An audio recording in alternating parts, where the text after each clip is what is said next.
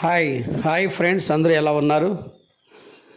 మొట్టమొదటిసారిగా మా ఛానల్ చూస్తుంటే లైక్ చేయండి, షేర్ చేయండి, సబ్స్క్రైబ్ చేయండి ఫ్రెండ్స్.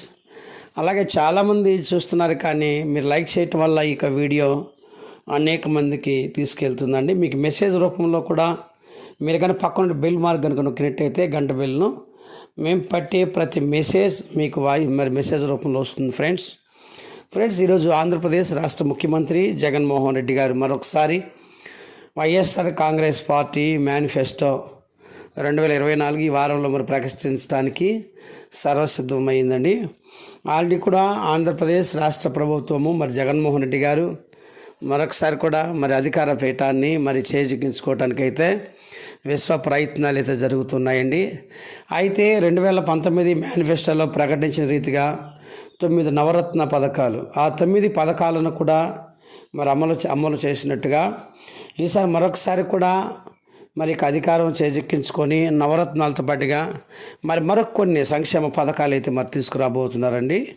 వాటిలో ప్రాముఖ్యంగా చూస్తే వైఎస్ఆర్ రుణమాఫీ, ఎవరైతే రైతులైతే ఉన్నారో వారందరికీ కూడా పెట్టుబడి నిధి కింద ఆల్రెడీ కూడా వైఎస్ఆర్ కాంగ్రెస్ పార్టీ అధికారంలో వచ్చిన తర్వాత ఆంధ్రప్రదేశ్ ప్రభుత్వంలో వైఎస్ఆర్ రైతు భరోసాని దరిదాపుగా పిఎం కిసాన్ ఈ రెండు కలిపి 13,500 రూపాయలు డబ్బులు ఇస్తున్న సంగతి మనందరికీ తెలిసిందే. అంటే రైతులకు ఎంతగానో వారి రైతులు బాగుంటే దేశం బాగుంటుంది, రైతులే దేశానికి పట్టుకొమ్మలని, రైతులకు ఎంత మేలు చేసినా తక్కువే, ఏం చేసినా తక్కువే అని ముఖ్యమంత్రి వారి గారు అప్పుడప్పుడు బహిరంగ సభల్లో అంటుంటారండి.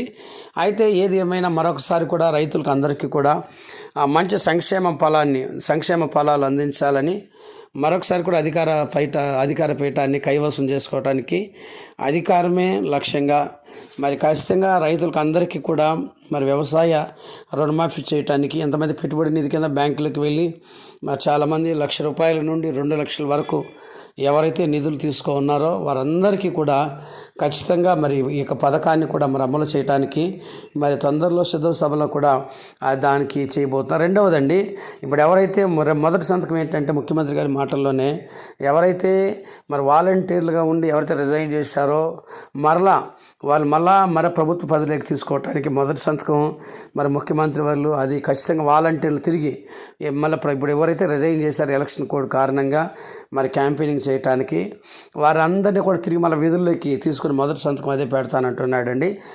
మూడవది వస్తే మూడవ పథకం పేరు ఏంటంటే మహిళలకు అందరికి కూడా ఆర్టీసీలో ఇక రాయితీ కింద కర్ణాటక ప్రభుత్వం కావచ్చు, తెలంగాణ ప్రభుత్వంలో కూడా మహిళలకు అందరికీ కూడా ఆర్టీసీ ఫ్రీ అన్నట్టుగా మహిళలకు అందరికీ కూడా ఆర్టీసీలో కూడా ఫ్రీ ఇచ్చే ఆలోచనలు అయితే ఉన్నారు.